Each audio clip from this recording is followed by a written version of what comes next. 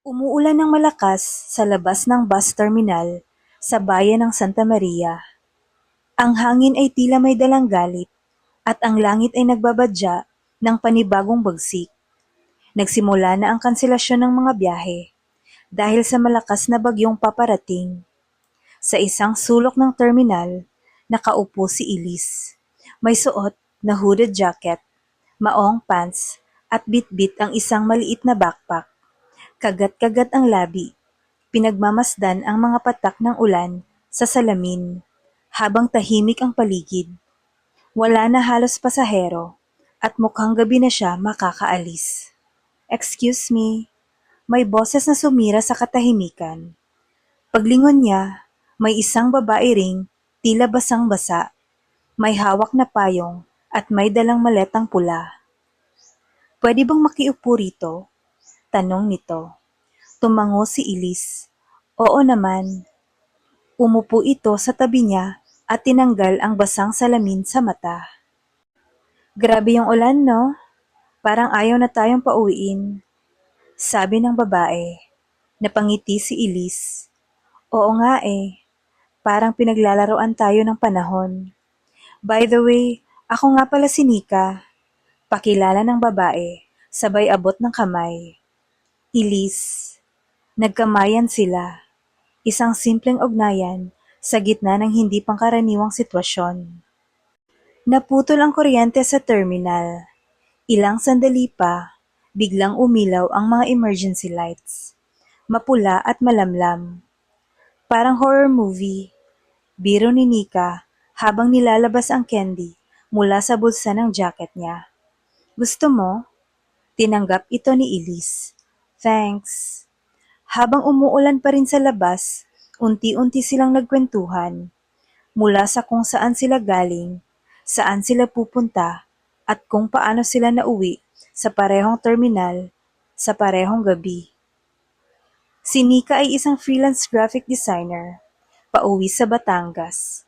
Si Elise naman ay isang social worker, patungong Quezon. Sa bawat palitan ng salita, tila nawawala ang lamig ng gabi.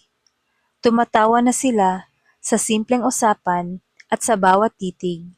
May bahagyang init na lumitaw sa mga mata ni Elise. Tahimik na silang pareho habang pinagmamasdan ang ulan.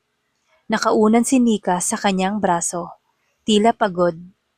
"May nobyo ka na ba?" tanong bigla ni Elise. Napatingin si Nika. "Wala, wala na. Matagal na." "Ah, sorry." "No need. Okay lang. Ikaw?" "Wala rin. Actually, never pa akong nagka-boyfriend." Napakunot ang noo ni Nika. "Talaga? Ganda mo pa naman. Baka mataas ang standards mo." Napangiti si Elise. "Hindi siguro. Baka kasi, babae ang gusto ko." Biglang natahimik si Nika. Hindi siya umalis sa pagkakaupo, pero nanatiling nakatitig kay Elise. "Ganun ba?" bulong nito. "Sorry kung nabigla ka. Hindi naman ako nag-e-expect." "Hindi ako nabigla," putol ni Nika. "Kasi, babae rin ang gusto ko." Napasinghap si Elise. Parang may gumuhit na kuryente sa katawan niya. Hindi niya alam kung dahil sa kilig o kaba.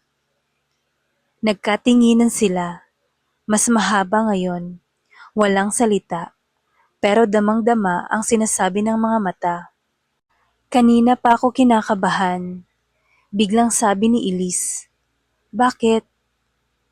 "Kasi, ang tagal ko nang may gustong aminin, pero hindi ko alam kung dapat. Sabihin mo na." Huminga ng malalim si Elise. "Simula nang umupo ka sa tabi ko, parang may kakaiba akong naramdaman. Hindi ito basta hiya o kaba, iba siya." At habang nagkukwentuhan tayo, lalo lang siyang lumalalim.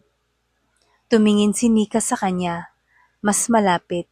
"Elise, alam kong baka wala lang to sa'yo, pero para sa'kin, parang matagal na kitang kilala." Tahimik si Nika. Lumapit pa. Dumampi ang kamay sa kamay ni Elise. Hindi siya wala lang, bulong ni Nika. Kasi pareho tayo ng nararamdaman.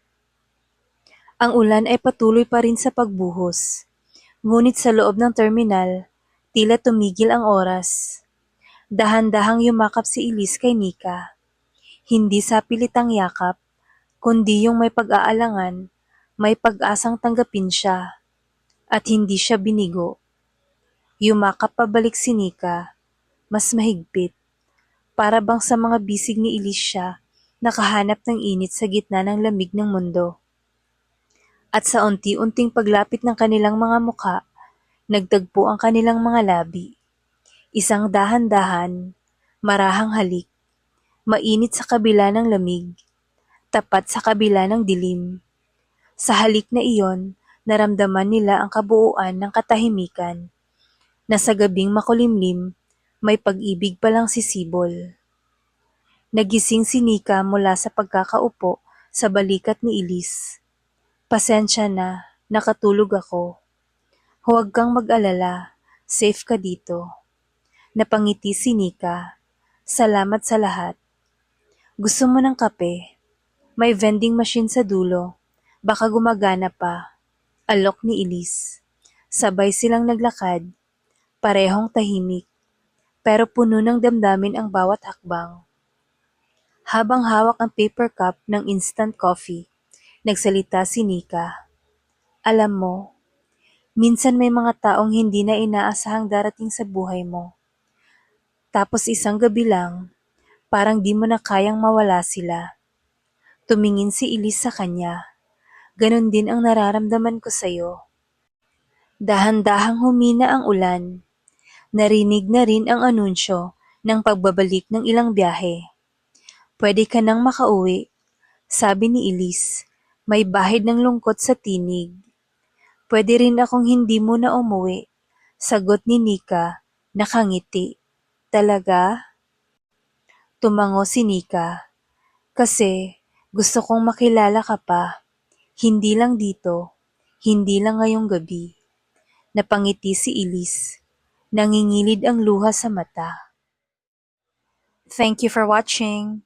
Please don't forget to like and subscribe. Bye!